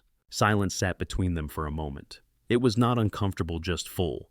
You said you had more, she said quietly. He hesitated, then nodded. One more, he said. It is non-negotiable. All right, she said. Once a week, he said, you have dinner with us. She blinked. That is the condition, she asked. You spend most of your time in rooms where the air is data, he said. Lily needs to see that strong women exist outside of presentations. And you look like you could use a meal that is not catered. A small line appeared between her brows. You are asking for my time, she said. I am asking for your presence, he said. You can bring your own forks if it helps. Something flickered in her eyes. It might have been amusement or something softer. I have forks, she said. I do not have many weekly commitments that are not quarterly reports. Now you would have one, he said. She looked down at her folded hands, then back at him. Yes, she said. I will do that. He exhaled slowly, as if he had not been sure she would agree until that moment. Then I accept, he said. Good, she said. We will make the edits and send you the final version. HR will want 1,000 signatures and a blood type. Ignore the dramatics. The core will remain. You always this direct, he asked. Only with people who can take it, she said. He stood feeling the weight of the decision settle in his chest like something that fit. On his way out, he passed a glass wall that looked into an open-plan workspace. Screens glowed. People leaned over code. Someone laughed at a joke Jack could not hear. In a corner, a whiteboard had a crude drawing of a shield and a smiley face, and the word Aegis inside. He wondered what Lily would make of it. Weeks gained shape after that. Jack signed the contract. Paper again, then a digital copy that pinged his email. Kane Systems flew a team out to Baltimore to help with logistics, though he declined most offers. We are fine packing our own lives, he said. They found an apartment closer to a major hospital, with better air filters and windows that sealed properly. The furniture stayed simple. The nebulizer still had a place of honor on the nightstand. Lily's drawings went up on new walls. He split his time between remote work and trips to San Francisco, then Denver, then back. The lab access he had asked for turned into late nights staring at cross-sections of lung tissue on screens, talking with researchers who were equal parts hopeful and cautious. Once a week without fail, there was dinner. The first one was at their kitchen table, same thrift store Wood New City outside the window. Jack cooked, pasta with jar sauce, a salad that was mostly lettuce. Aurora arrived on time, not a minute early, not a minute late, holding a tub of ice cream with a brand Lily recognized from commercials. "You brought the good stuff," Lily said. "I asked my assistant what the good stuff is," Aurora said. "She said this one." "You have an assistant for ice cream?" Lily asked. "I have an assistant for almost everything," Aurora said. "It is very inefficient. I am trying to learn to do some things myself." "You can start with scooping," Jack said, taking her coat. Over the following weeks, the dinners shifted location and menu. Sometimes they cooked in, sometimes they tried a small place down the street where the owner began to greet them by name.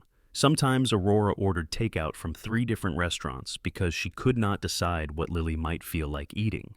The triangle at the table stayed the same. Lily in one seat, knees swinging, talking about school assignments and cartoons and the dogs at the Hayes house when they visited Colorado again. Jack in another, asking questions, filling in gaps, washing dishes after. Aurora in the third, learning how to pass the salad bowl without checking her email. She did not always succeed. Once halfway through a story, Lily was telling about a misunderstanding in science class. Aurora's hand twitched toward her phone. She caught herself, fingers hovering just above the device, then pulled back and folded them in her lap. "Sorry," she said. "It buzzed," Lily said. "Is it work?" "It is always work," Aurora said. "But it can wait." Lily seemed to accept that. Jack did not miss the choice. He noticed other small things. Aurora was less precise about her hair on these nights. A strand would escape and she would tuck it back absent-mindedly. Her laugh came quicker. She asked Lily to show her how to draw clouds, and ended up with a page full of shapes that looked more like strange islands, but Lily declared them acceptable. One evening, Lily fell asleep on the couch while the adults were still at the table. The TV flickered silently. An empty mug sat on the coffee table ring of cocoa at the bottom. Aurora watched her for a moment. "She looks lighter here than she did at the summit," she said. "Less altitude," Jack said. "Less pressure." "Askew." "I meant on her face," Aurora said. Jack leaned back in his chair. "Here she is not an interesting case, or a data point in a trial," he said.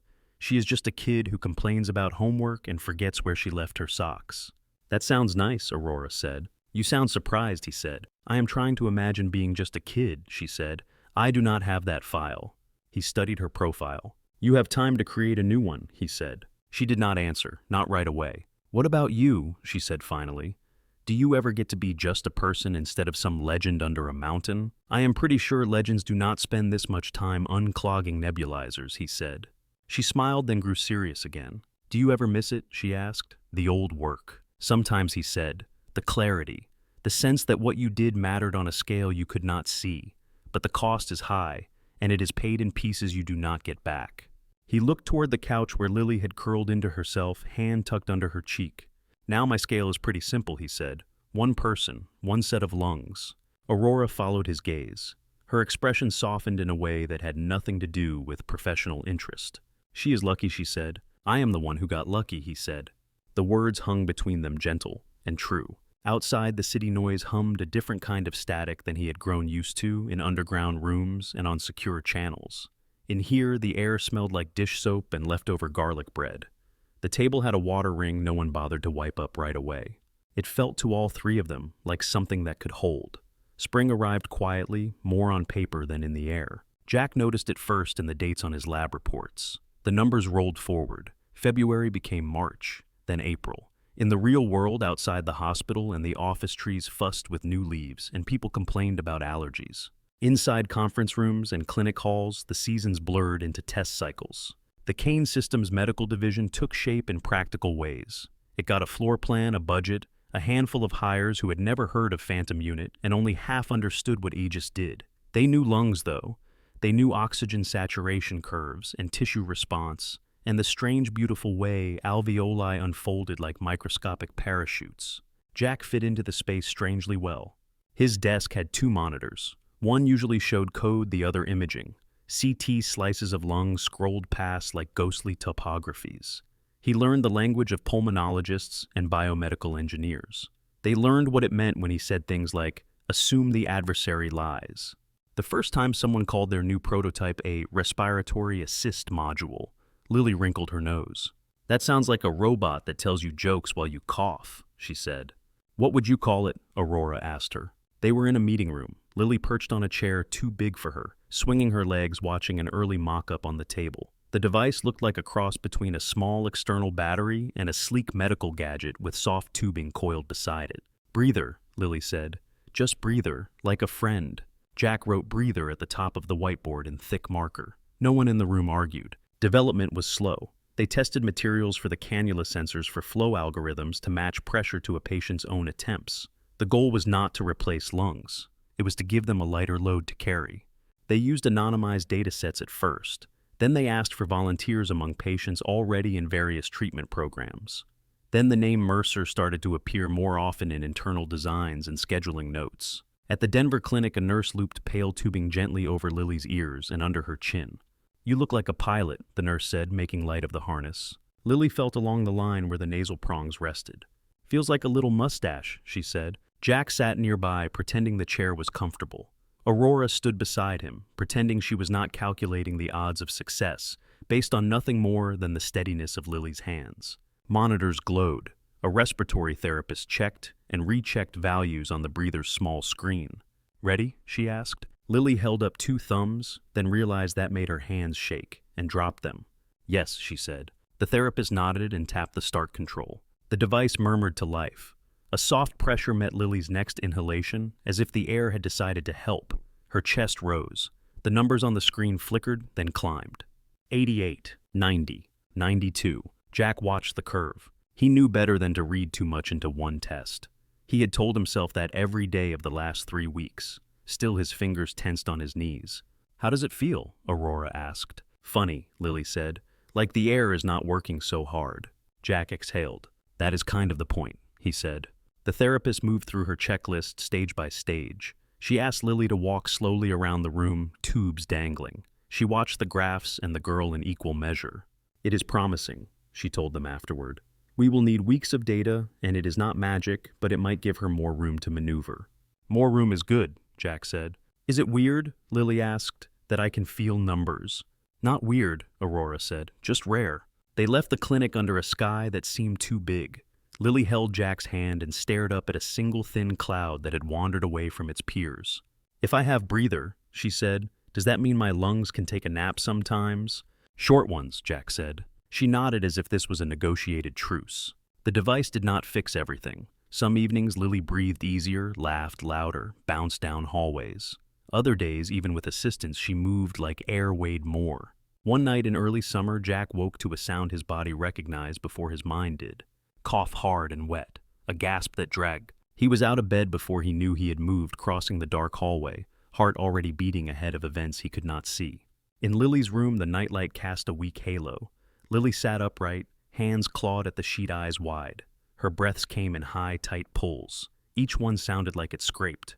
He went to his knees beside her bed, reaching for the inhaler, for the nebulizer, for the oximeter all at once. His motions had a practiced order, but fear made them sharper. "In through your nose," he said softly. "Slow, try." "It will not go," she managed. He cupped the inhaler to her mouth, counted the seconds, listened for a shift. The numbers on the oximeter slid downward. 92, 89, 85. The room narrowed. His field of attention shrank to the space between Lily's ribs. He had been under fire before. He had listened to artillery land too close, felt the building he was in shudder with impact. None of that had been like this. Her eyes met his, shiny with alarm.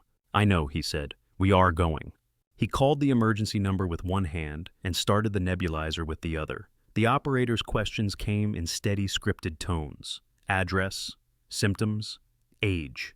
By the time the paramedics carried Lily down the stairs, mist still curling from the mask over her face, the breather hung from its strap like a small, silent companion. Jack rode in the front of the ambulance, knuckles white on his knees, hearing every hitch in the breaths that were not his own. At the hospital, fluorescent lights flattened everything. Nurses moved with brisk purpose. Monitors beeped. A doctor with tired eyes and efficient hands took in Lily's chart and the device information at a glance. "Acute exacerbation, probably infection on top of current condition," she said. "We will stabilize her. You did the right thing bringing her in." The words did not comfort. They landed somewhere behind the storm in his chest. Hours blurred. A clear mask replaced the smaller one. IVs found veins. Numbers edged back up slowly, like someone hauling a line out of deep water. At some point, Aurora appeared in the doorway. She had been on a different coast that evening. Her flight had not landed here. Her day had involved a board meeting and a frustrating call with European regulators. None of that explained how quickly she stood now under the hospital's flickering light. Jack blinked at her, momentarily disoriented. "How did you get here?" he asked. "I was in the air when you texted," she said. "Changed my connection. Filed the necessary complaints."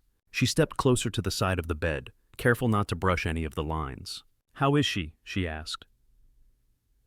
"Better than an hour ago," he said. His voice grated in his throat. Lily's lashes fluttered. She murmured something that was mostly air. Aurora leaned down. "It is me," she said softly. "You scared your father." "Scared breather too," Lily whispered, barely audible.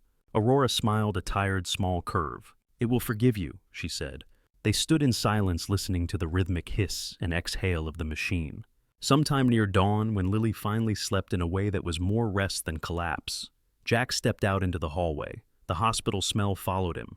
Antiseptic coffee, recycled air. He ran a hand over his face, feeling days of tension in the bones. Aurora joined him, leaning against the wall. "You do not have to be here," he said.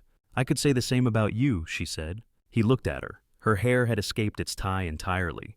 Dark circles marked the skin under her eyes. There was a coffee stain on the cuff of her blouse. "I hate probabilities," she said quietly. "They are fine on spreadsheets. Less fine when attached to one child in one bed." "They told me 70-30 once," he said. In another context, it did not feel good then either. "What did you do?" she asked. "Gedammt." "I stopped asking," he said. They stood like that, side by side, not touching, sharing a tired horizon. A week later, back at the apartment with Lily home and the infection bending to antibiotics, the phone rang on a Tuesday afternoon. Jack almost let it go to voicemail. He was in the middle of adjusting code thresholds on Breather's monitoring software. The caller ID stopped him. "Hayes." He answered. "General," he said. "Jack," Hayes said. "How is she?" "Recovering," Jack said. "She likes the word resilient. I did not teach her that one." "Good," Hayes said. There was a pause, then a shift in his tone. The kind of shift that meant the talk was about to move from personal to official. Old habits told Jack to brace. "I am calling because something finally ground its way through the bureaucracy," Hayes said. "The department is declassifying a portion of Phantom's work. The bad story they hung on you 7 years ago is about to be replaced with the one they should have told."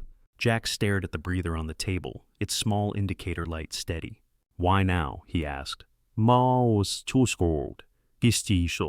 "A confluence of reasons," Hayes said. "Political winds turned.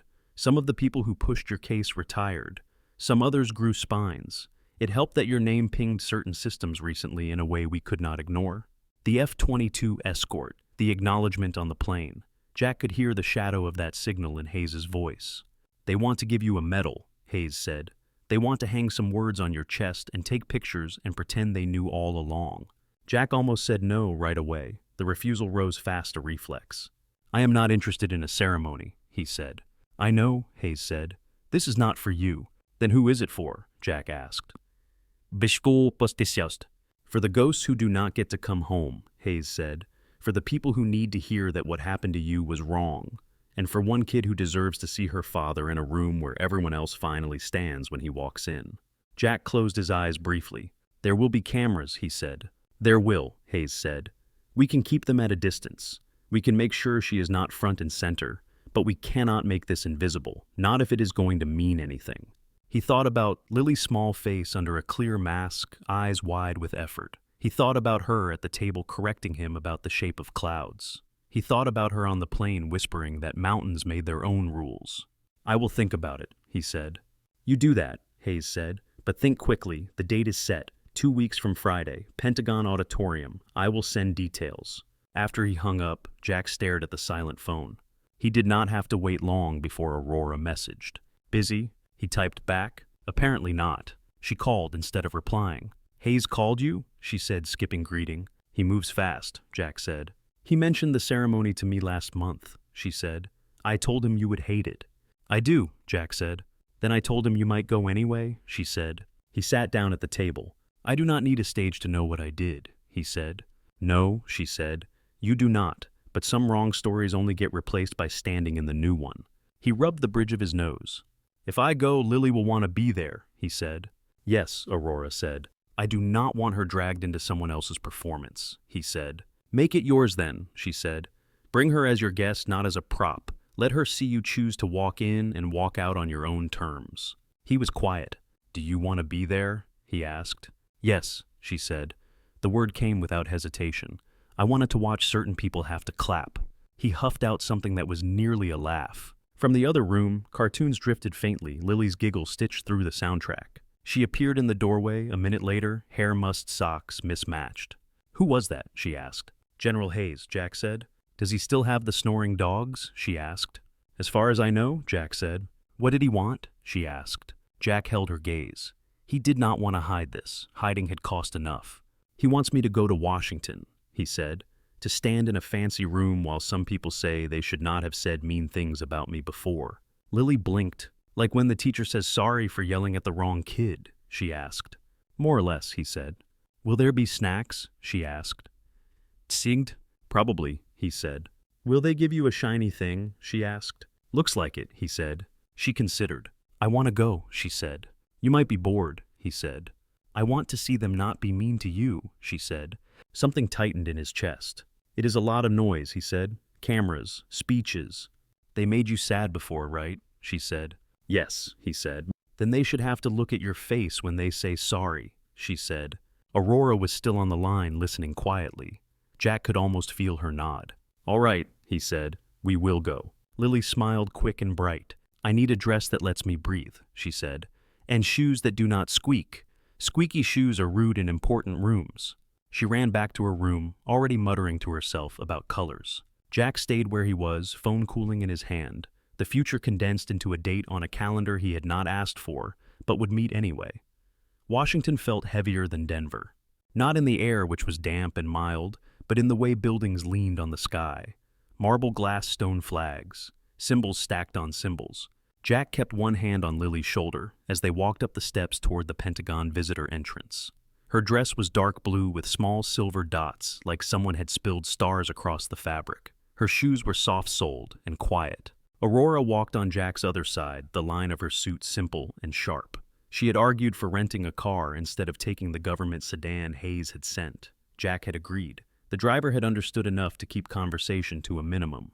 Security was tighter than any airport. IDs checked, badges issued, bags scanned. The guard who examined Lily's inhaler and breather cannula gave them back with a small nod that carried more understanding than his words. Inside the Pentagon was all corridors and angles. Signs pointed toward auditoriums, command's history displays. The floors were polished enough to catch reflections in quick flashes. Lily walked between the two adults, head-turning eyes trying to drink in every detail. There are no windows, she whispered. There are some, Jack said, just not here. It feels like being inside a big thinking box, she said. Aurora glanced down at her. It is exactly that she said. General Hayes met them at a junction lined with framed photographs. Old planes, new ones, people shaking hands. He looked different in this building. The uniform fit more tightly into the space here, less out of place than on a commercial flight. His posture shifted into the version of him that belonged on walls and in briefings.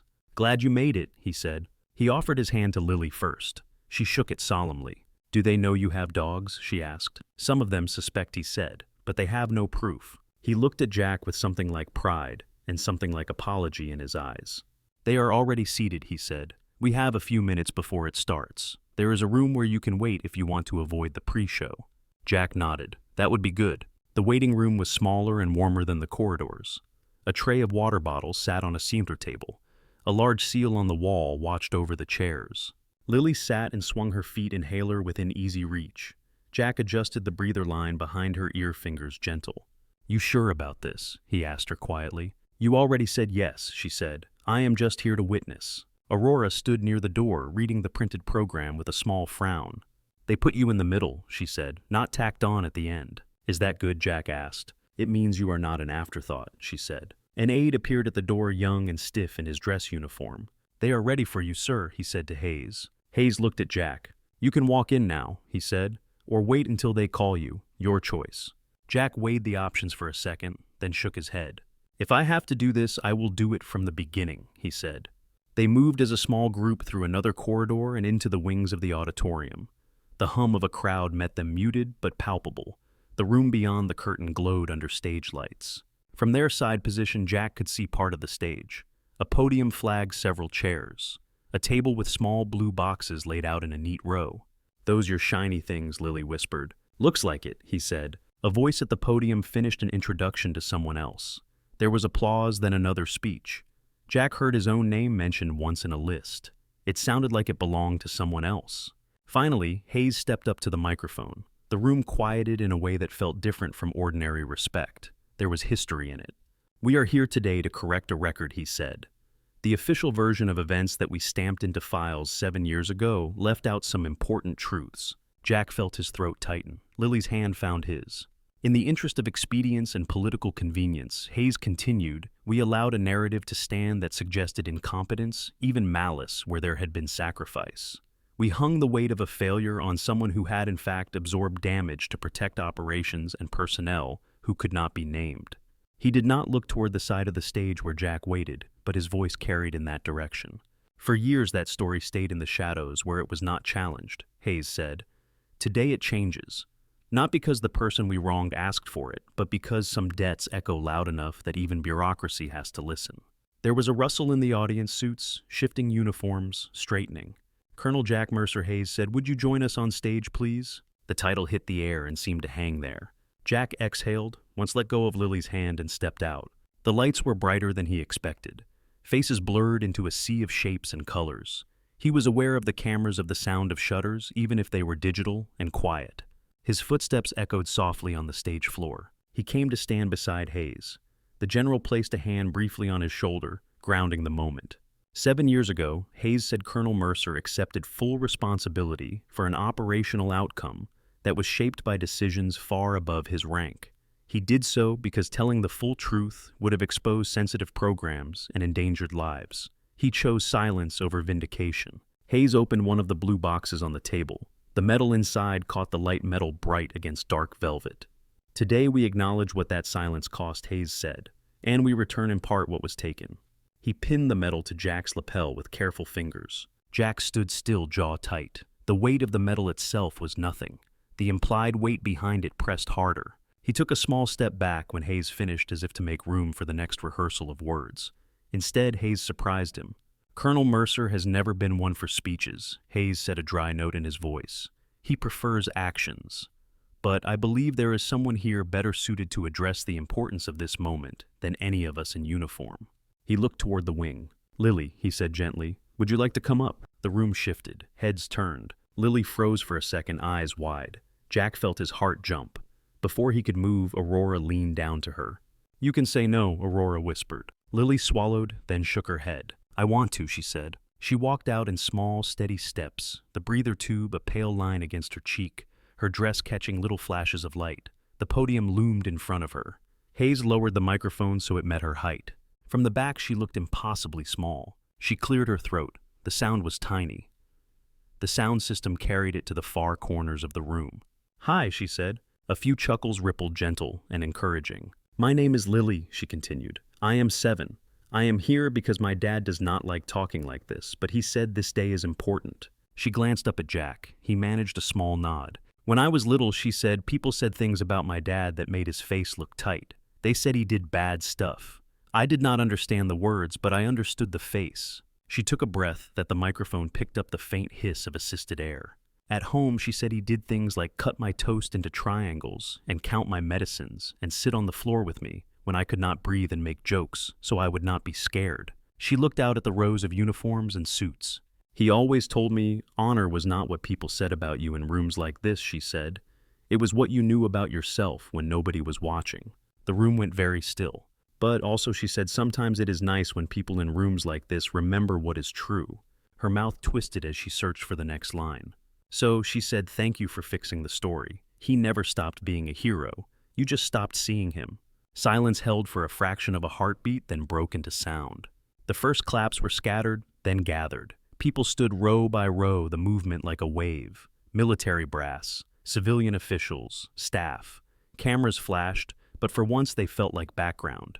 Jack felt his vision blur in a way that had nothing to do with the lights. He blinked hard. Lily turned to look at him, seeking confirmation that she had done something useful. "You did great," he said, the words thick. Aurora stood at the back of the auditorium, hands together, fingers pressed under her chin. She had told herself she would remain composed, that this was Jack's moment, not hers. When Lily said you just stopped seeing him, something in her chest gave way. Tears slid down before she could stop them. She did not wipe them at once. For a rare moment, she let them be. Hayes bent toward the microphone. I do not think anything I say will improve on that, he said. So, we will end this part here. The applause slowly subsided. People sat. The program moved on to other recognitions, other names. The air in the room stayed changed. Afterward, there were handshakes and congratulations in the narrow space behind the stage. Senior officers approached Jack with expressions that mixed respect and discomfort, as if they were seeing him for the first time, and realizing they had passed him in halls before without looking properly. You were done wrong, one of them said quietly. Jack nodded once, accepting the words without letting them attach too deep. Lily held his metal card between her fingers, reading the inscription with careful lips. Can we put it on the wall? She asked. If you want, he said. In the kitchen, she said, near the toaster, where the important stuff is. He smiled. Aurora found them near the side exit, away from most of the crowd. She had wiped her cheeks by then, but her eyes were still red at the edges. You survived, she said to Jack. Barely, he said. She knelt so she was level with Lily. You were extraordinary, she said. I build systems that try to predict behavior. I would never have predicted that line. Lily blinked. Which line, she asked. The one about people not seeing him, Aurora said. It is true, Lily said. Sometimes people forget to look. Aurora glanced at Jack, then back at Lily. Not anymore, she said. Outside, the sky over the Pentagon was a pale, ordinary blue. Flags snapped in a light breeze. Cars moved along the ring roads in orderly lines. Jack stepped out onto the pavement with the metal box in his pocket, his daughter's hand in his, and the odd sensation that some internal weight had shifted, making room for something new to settle there. The metal hung in the kitchen, not in a shadow box or a locked drawer, on a small hook near the toaster where Lily had decreed important things went. It sat above a cluster of refrigerator magnets shaped like fruits and planets, and below a drawing of a mountain shaped like a triangle with arms. Sometimes visitors noticed it and stared. The metal caught the morning light when Jack made coffee. He did not look at it often. Knowing it was there was enough. The weeks after Washington settled into a different kind of normal, the ceremony did not change how bills arrived or how Lily's medications tasted. It did alter the way some doors opened. Conversations with hospital directors became shorter. Paperwork for the breather trials moved faster. People who had once been cautious around Jack now held his gaze a little longer, as if they finally understood that the quiet man with the calloused hands had lived more lives than they had guessed. Through it all, the dinners continued. Aurora kept her end of the bargain. Some weeks she arrived straight from the airport, rolling suitcase in tow, still smelling like recycled air and perfumed strangers. Other weeks she walked over from a Kane Systems satellite office jacket, draped over her arm, shoulders loosened. She learned how to chop onions without crying. She burned a grilled cheese once and insisted on eating it anyway. She fell asleep on the couch more than once while Lily narrated cartoons, her head tipped back, hair undone. There were small signs that the lines of their lives had begun to weave. A book of Aurora's sat on the shelf next to Jack's old manuals, its spine cracked from use. One of Jack's hoodies appeared in Aurora's bag when she traveled. A photo on the kitchen wall showed the three of them, in front of the Pentagon Lily's dress, wrinkled Jack's tie slightly crooked, Aurora's hand resting lightly on Lily's shoulder. The seasons turned.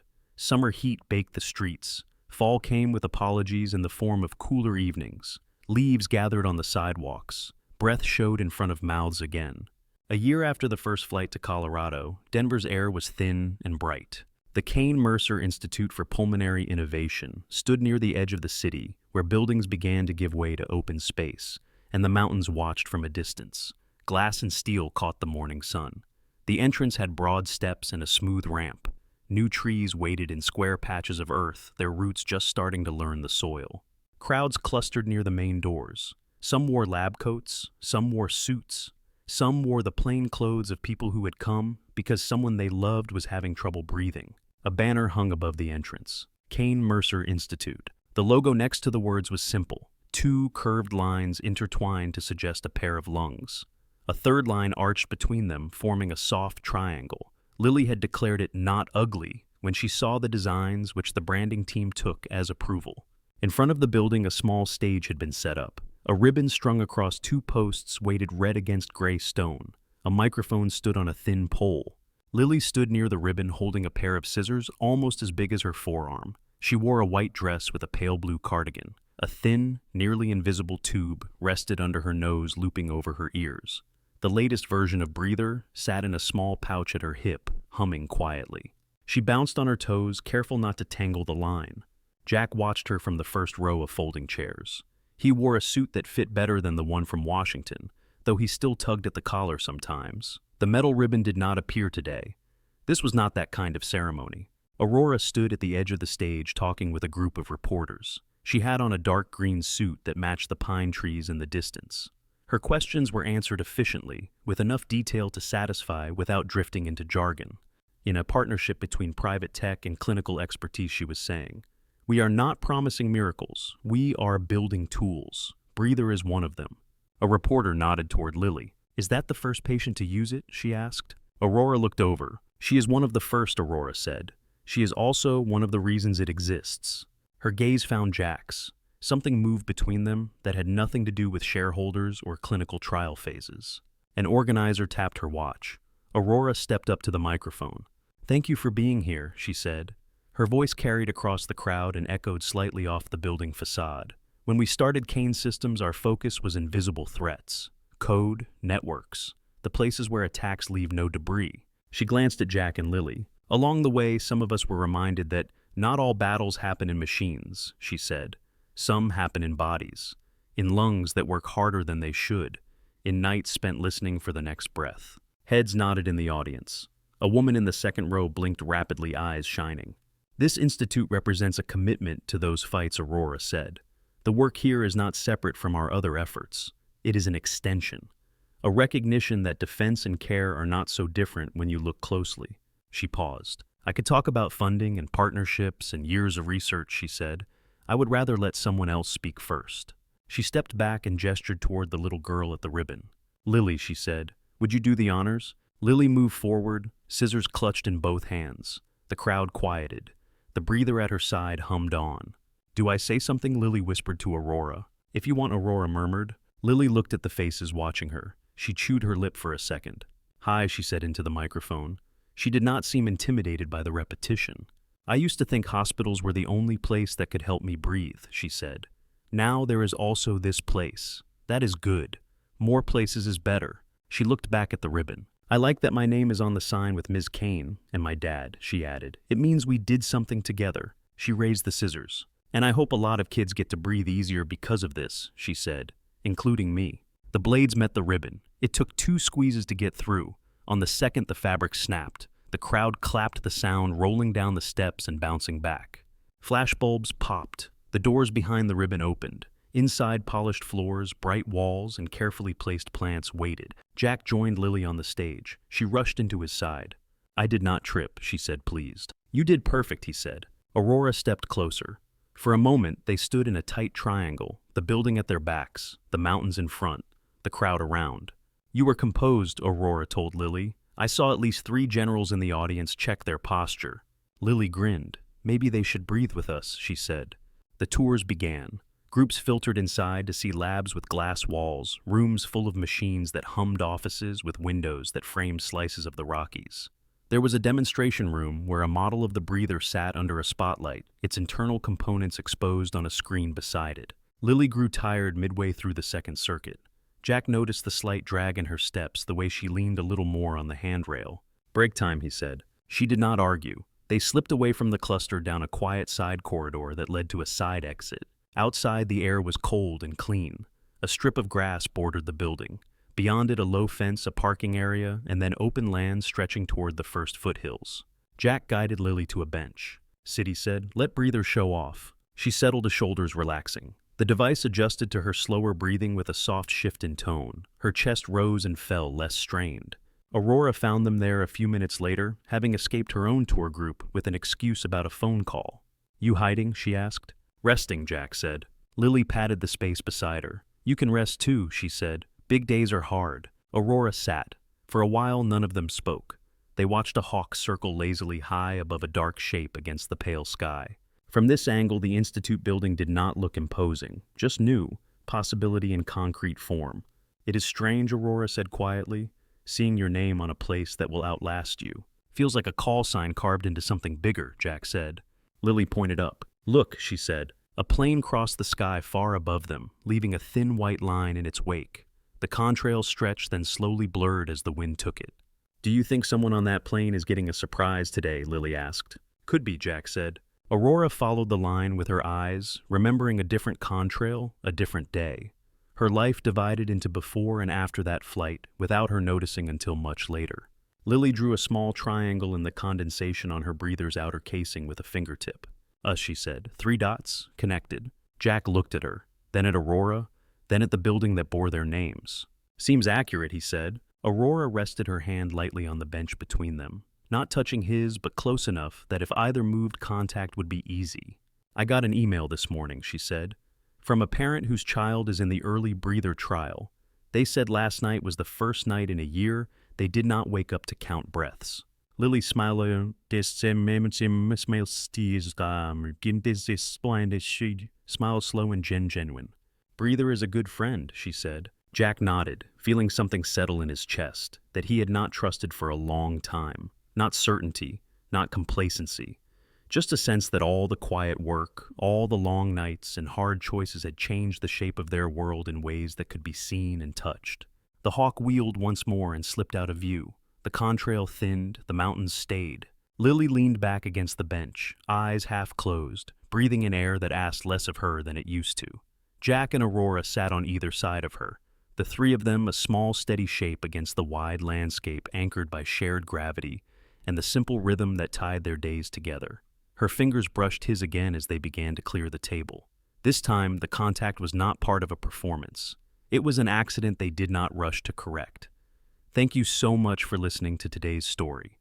If this story resonated with you or made you reflect, I'd love to hear your thoughts, so feel free to share them in the comments below.